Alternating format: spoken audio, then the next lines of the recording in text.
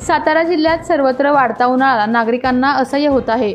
फलटण येथे दुपारी अंदाजे 42 डिग्रीपर्यंत तापमान गेलेले होते।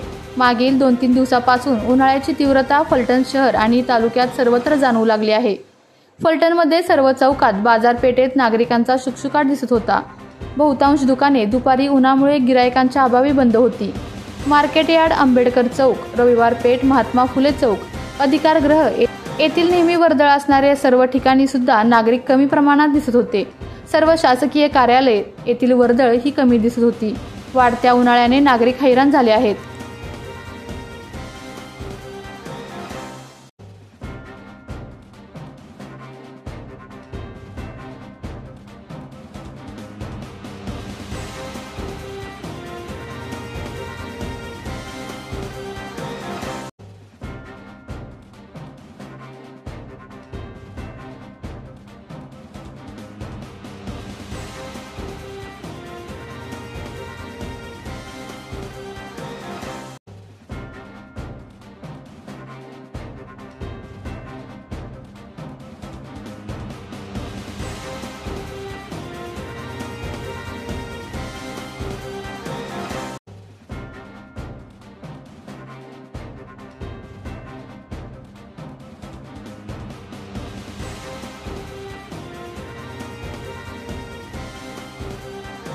आपल्या तालुक्यातील जिल्ह्यातील बातम्या सर्वप्रथम पाहण्यासाठी आजच सातारा न्यूजला YouTube चॅनलवर सबस्क्राइब करा, लाईक करा, शेअर करा आणि बेल आयकॉन प्रेस करायला विसरू नका।